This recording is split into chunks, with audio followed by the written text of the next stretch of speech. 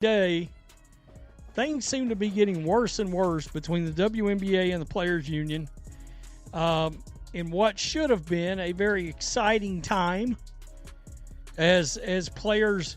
If they would have signed a new CBA, you'd have players jetting all over the place. You would have multiple expansion drafts and all this movement across the league. Fans would be getting excited about what their teams are. The atmosphere tightened ere anyone said why, smiles chilled, and abruptly one name loomed larger than the commissioner's office. Odd how a league founded on shared might now seems unsettled by one sole prominence. A change occurred softly, nearly subtly, and currently the power balance feels strange. It's not just about skill by itself, and it's certainly not about timing. It concerns power, perception, and the outcome when the future arrives unasked and won't defer its moment. Say, folks, money talks, BS walks. And though the league and the players have not come to terms on a new collective bargaining agreement, the league and the owners are giving the general managers a clear message. Send out free agent offers anyway. Maybe if we dangle some dollars in front of these players' faces, they're more likely to say, I can go for a paycheck right now. Oh, I know we're all strong on this front, but I'm kind of hungry for a meal. I could use a couple. The nature of power is that it often acts as if all is normal until the very moment the entire situation shifts without anyone's consent. One moment all seems well, and the next, a single player is packing stadiums, dominating TV viewership, pushing sales figures into tomorrow, and inadvertently revealing how delicate the whole system truly is. Sage Steele just poured a dose of reality and cold water on these WNBA players about this whole pay thing, this lockout strike, whatever it is you want to call it. Sage Steele let it be known, hey, listen, man, y'all not all what y'all think y'all are, and y'all need to relax and take a chill pill. Let's get to what she...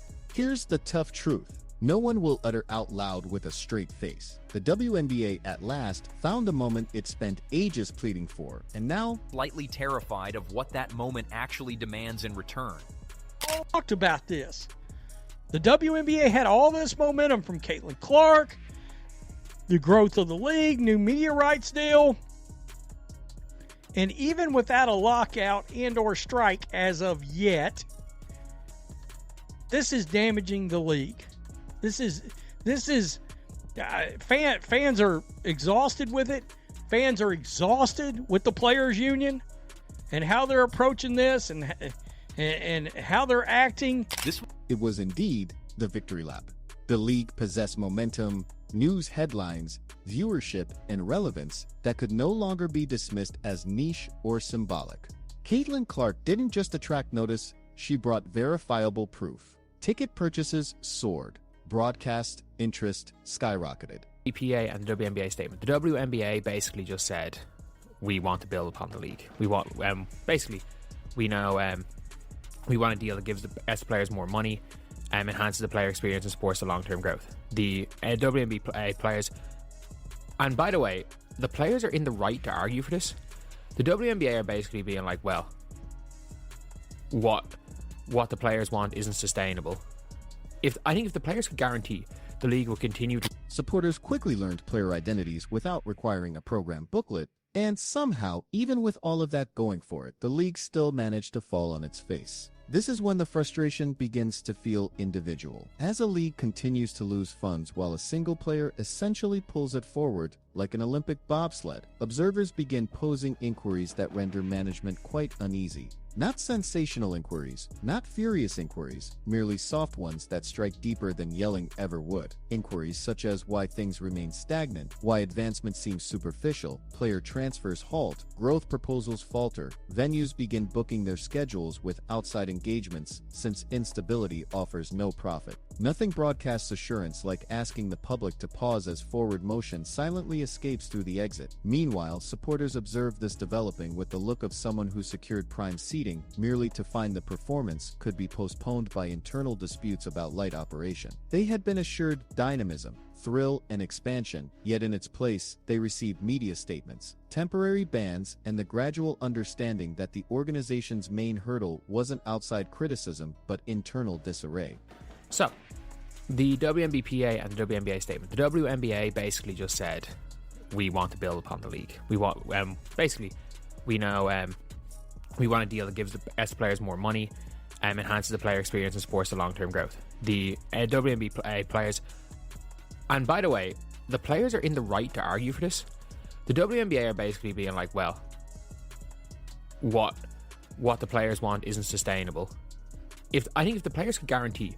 At the heart of it all is Caitlin Clark doing the most damaging thing for a delicate power dynamic, rendering herself truly essential. Wherever she appears, the metrics surge. Her jerseys vanish from stores. Venues are packed. TV viewership skyrockets as if a volume dial was suddenly maxed out. She's not seeking authority. She's not lobbying for command. She's not requesting anything whatsoever. She simply keeps appearing, playing the game, and making it blatantly clear where the league's real worth currently resides, which is precisely why the circumstances feel so strange. For when a single player embodies the image, the drive, and the validation all simultaneously, it subtly reveals how sparse guidance was prior to her arrival. Even today, even with full stadiums, even with widespread recognition, that disparity is no longer understated. Enthusiasts perceive it, commentators perceive it, advertisers unquestionably perceive it, and nothing emphasizes that inconsistency quicker than seeing one player create appeal while the structure surrounding her fails to benefit from it. I think the league would make the deal, but there's no guarantee of that because everybody in the league is smart enough to know we are one Caitlin Clark injury away from this league going back to pre-2024, not 2023, but everything lower than 2024. Like, we all know this league is nowhere near as culturally relevant right now as it was in 2024. In the summer of 2025, did First Take talk about any women's basketball? They talked about any of these sports shows. Arithmetic stops being theoretical and starts being mortifying because, tellingly, no one can escape it. Caitlin Clark isn't simply boosting the league's presence, she is also shoring up its legitimacy. She's the living evidence the product will sell if displayed clearly, promoted boldly, and permitted to thrive, which prompts an uncomfortable query for those in charge. If this strategy succeeds this greatly, why has it taken so long, and why does it yet seem no one understands how to use it? That is where supporters begin shifting from enthusiasm toward mistrust. They aren't upset, they're perplexed. Perplexed about why expansion is being handled as a danger instead of a boon. Perplexed about why discussions appear more adversarial than constructive. The central office replies, time limits elapse, operations stall. All claim they're safeguarding the future while deliberately delaying it. It turns into a standoff where no one wishes to yield even as viewers begin looking at their devices. The commissioner, meanwhile, remains locked in an impossible plight that somehow just continues worsening. There's no deal that was agreed upon by the January 9th deadline. We know that the WNBA owners left the players' text messages on red. That's right. Left them on scene, no response, and the players had an emotional statement. They went and put a rat outside the NBA store in New York. They put out this emotional statement talking about the WNBA owners are intentionally trying to run out the clock. And this will not, stop it. Y'all are so busy trying to win over public perception. Y'all are forgetting that the most important thing is actually getting the damn. There's custom, order, and the urge to keep power. Yet, on the other hand, there's the actual, which minds no titles, hierarchy, or precisely phrased remarks. What matters to reality is who shifts tickets, who boosts fan interaction, and who sustains operations. Currently, the facts show a distinct favorite, and from that point, the murmurs begin. No forceful demands, no planned movements, merely an increasing hum that remarkably resembles reason. If Caitlin Clark already serves as the league's main attraction, why not allow her to guide its future more openly? If she is the person fans rely on, heed, and gather around, why continue to claim she's a mere part, not the foundation? This notion makes management anxious, and that is like fangs. And that alarms those who built the present system. Then there's the awkward issue of appearances. The commissioner can utter fitting words, but optics do not bargain. When fans see halted growth, static movement, and public tension, they instinctively seek new options. They start picturing what the league could be like if the person fueling its fame had more say in its operations. I need to ask at this point in time, because everyone in the players union is running around just slandering the WNBA. NECA's slandering them. Nafisa Collier, she's going out her way crazy to slander them. Brianna Stewart is slandering them. And then you gotta understand, NECA's a package deal. Don't forget her sister, Chini Agumake. See, a whole bunch of things have to change at this point in time. I'm kind of glad we're here in a sense. But let me get back to my original point before I go there with it. Why is it so hard for Kathy to say Nafisa, Brianna, Kelsey Plum? Not as Caitlin Clark asked for it, but as the circumstances essentially plead for it. This is where the irony makes itself valid. The association finally locates a star who exceeds typical constraints. Response is to slow everything down and argue about Direction. It resembles finding fire, then convening a meeting to ponder if heat suits long-range objectives. Meanwhile, the monetary truth keeps pressing harder. Losses don't concern themselves with branding work. They are unmoved by internal power plays. They don't heed meticulously crafted messages. Deficits simply persist, growing, awaiting someone to either repair the structure or confess it needs reform. That change often demands brave choices, not careful hesitations. It involves releasing the notion that command means steadiness and accepting the truth that pertinence often needs adjustment. Supporters already realize this. They're simply expecting the organization to adapt. The longer the deadlock continues, the clearer the disparity grows. keeps delivering. The league keeps hesitating. Now to the WNBA. The league's collective bargaining agreement expired on Friday night without a new deal. The league and the Players Association have both released statements. Now, the league statement says, in part, as the league experiences a pivotal time of unprecedented popularity and growth, we recognize the importance of building upon that momentum. Our priority is a deal that significantly increases player salaries, enhances the overall player experience, and supports the long-term growth of the league for current and future generations of players and fans. The commissioner persists in prioritizing process while the public clamors for progress, and each postponement strengthens the same difficult conclusion. The existing leadership structure may not be suited for the time it unintentionally encountered. That is no insult. It's an insight, since leadership isn't just about preserving calm when conditions are stable. Leadership involves managing turmoil when all shifts simultaneously, and currently, evolution sprints while the organization still laces its shoes. Why the idea of Caitlin Clark as a leadership face refuses to go away. There's a demand for power. As the clear vacuum is evident, fans desire a leader who shows true momentum, clear vision, and confidence. A figure who personifies where the league truly heads, not where it's been mired, and whether the commissioner approves or not. That comparison keeps occurring. Every sold-out contest becomes a distinct reminder. Ratings becomes a data point. Every stalled negotiation becomes a contrast. The more As Clark thrives, it gets harder to claim the previous method simply needs greater patience. At some juncture, duration ceases to be a reason and starts becoming a detriment. The paradox is that this scenario might have been managed elegantly. Leadership could have engaged with the current instant, welcomed the star's influence, and utilized it as a pathway to true change. Instead, the organization positions itself defensively, attempting to shape public appearances, while the public reshapes the account anyway because supporters lack nuance. When they perceive something effective, they inherently desire an ever greater expansion of it. When they discern something faltering, they cease to feign the contrary. And at this moment, the divergence is difficult to disregard. Caitlin Clark embodies future promise. The existing leadership portrays hesitation. Seriously, how hard is it to say that? Nneka Ogwumike, you're going to Project B. You're not even going to be here no more. You're on your last leg. You're not coming back to the WNBA. Why are we negotiating with you? Nafisa Collier, you have unrivaled. You started your own league, and there's nothing wrong with that. It's your priority, cool.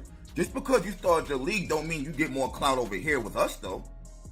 The girl literally went on camera and said, being a owner of Unrivaled, she knows what it takes to run a sustainable league. And then 2 days later, the ratings came out. Content creators have more people watching them than these Unrivaled. Here's the aspect no one wishes to confess. Should the organization keep losing funds, keep hindering expansion, and keep mismanaging its impetus despite its top talent shouldering the weight? Change will not be elective. Its arrival will be certain. Committees will pose inquiries. Advertisers will exert influence. Supporters will wander, and abruptly, choices that once seemed extreme will appear long past due. By that juncture, the commissioner might lack alternatives since leadership is not what one holds onto. It's what one must demonstrate daily, and proving worth becomes more difficult when the individual creating the organization's significance holds no genuine sway over its course. The more that separation endures, the stronger the demands for reconfiguring the authority structure will grow, prompted not by revolt, but by sound reasoning.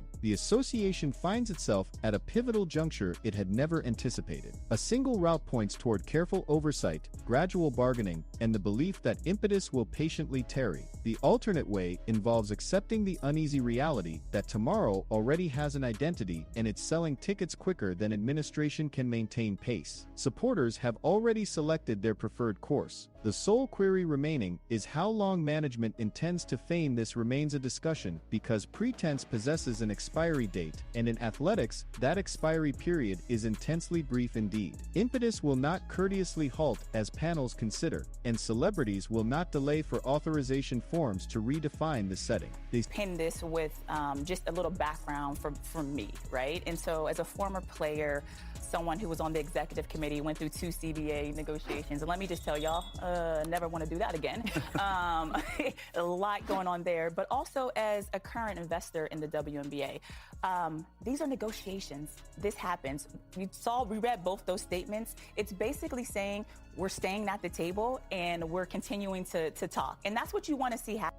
Now is the point when the league must choose if it intends to guide this period or simply endure it. For Caitlin Clark represents no fleeting surge, no passing online craze, nor a handy promotional asset to be set aside when conditions seem steady once more. She embodies a fundamental transformation, one prompting difficult discussions concerning who truly grasps today's audience, who markets a product without skill instead of pretext. Should leaders continue viewing her effect as mere chance rather than a clear blueprint, the repercussions won't be understated. Fans will keep asking why the person inspiring involvement has no place in the inner circle. Backers will begin questioning why the league's primary asset seems underused, and the commissioner will be forced to account for inertia in a period where inertia closely resembles self-inflicted harm. Ultimately, the story reverses. The discussion ceases to be if Caitlin Clark ought to wield greater sway and turns to why she currently doesn't. This is when authority silently shifts, not via official declarations or formal events, but due to importance. For in athletics, prominence equates to leadership, irrespective of what formal designations state, and if the league truly intends to endure the coming stage, it might need to face the most awkward reality of all. The future has already arrived, filled every seat, and stood by patiently. The sole remaining issue is if those in power are bold enough to yield command before momentum falters anew.